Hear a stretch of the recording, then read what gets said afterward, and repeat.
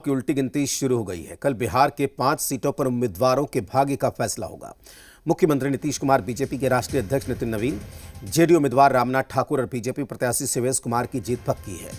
5वीं सीट के लिए एनडीए उम्मीदवार उपेंद्र कुशवाहा और महागठबंधन उम्मीदवार अमरेंद्रधारी सिंह के बीच कांटे की टक्कर है, जिसे लेकर पक्ष और विपक्ष में बैठकों का दौर चल रहा है। राज्यसभा चुनाव के लिए अब चंद घंटे ही बाकी हैं। बिहार में राज्यसभा चुनाव पक्ष और विपक्ष के लिए मानो अग्नि परीक्षा से कम नहीं है।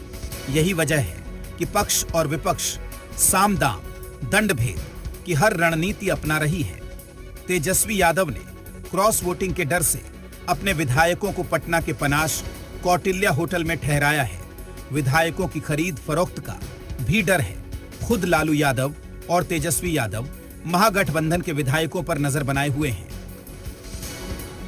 आरजेडी के विधायकों को होटल पनास कौटिल्य में रखा गया है। ये होटल है और आप देखिए तस्वीर कि इसी में तमाम जो हैं आरजेडी के विधायक मौजूद हैं। कल मतदान होने वाले हैं 16 मार्च को और आरजेडी का एक प्रत्याशी जो है इस चुनाव में खड़ा है। दूसरी ओर एआईएमआईएम के इफ्तार पार्टी में तेजस्वी यादव और अख्तरुल ईमान के बीच डील होने की संभावना है। माना जा रहा है कि ये मुलाकात राज्यसभा चुनाव के लिए बेहद अहम है। हालांकि बीजेपी इस मुलाकात पर तंज कस रही है।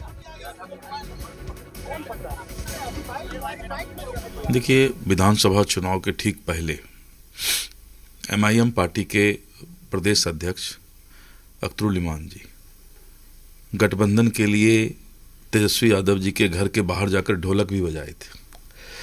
लेकिन जिस तरीके से तेजस्वी यादव ने अख्तरुल ईमान को घर के बाहर से ही बैरंग लौटा दिया था, तो एमआईएम और इंडी गठबंधन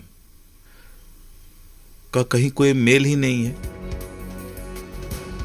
एआईएमआईएम की इफ्तार पार्टी से पहले पटना के आर ब्लॉक स्थित होटल पनास में महागठबंधन की अहम बैठक हुई, जिसमें एआईएमआईएम के भी कई विधायक शामिल हुए। यानी तेजस्वी यादव पूरी ताकत झोंके हुए हैं।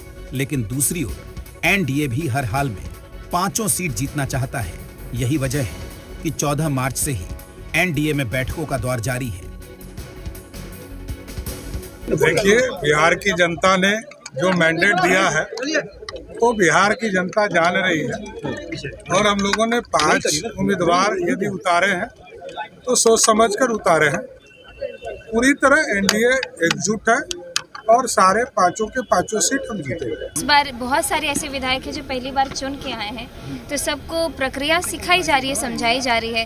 क्योंकि कई बार ऐसा होता है कि कुछ एक छोटी सी गलती की वजह से आपका बैलेट पेपर जो है वो कैंसिल हो जाता है, तो वोट की हानि हो जाती है। तो इसीलिए वो चीज़ें ना हो। वहीं 15 मार्च को जेडीयू के राष्ट्रीय कार्यकारी अध्यक्ष संजय झा के आवास पर एनडीए के बड़े नेताओं की अहम बैठक हुई।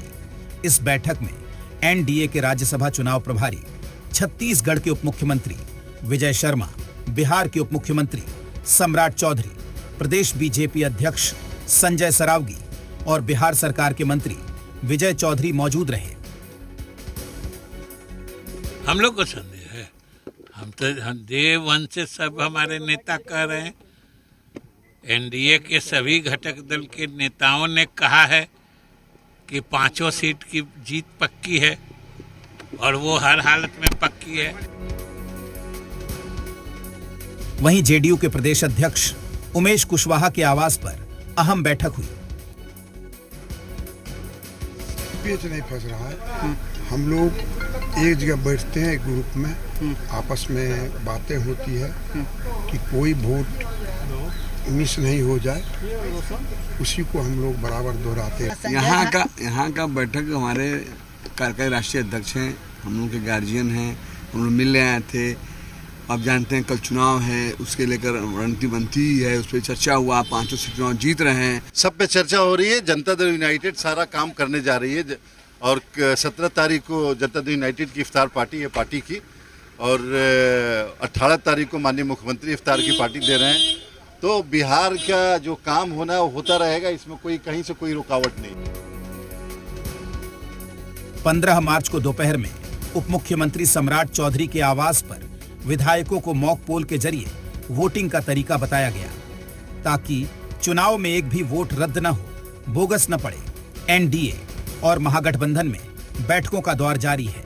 वोटिंग से पहले तक पक्ष और विपक्ष कमजोर कड़ी पर नजर बनाए हुए हैं, क्योंकि राज्यसभा की 5वीं सीट पर जीत दर्ज करना आसान नहीं है। ब्यूरो रिपोर्ट, जी मीडिया। बिहार में राज्यसभा चुनाव को लेकर एनडीए नेताओं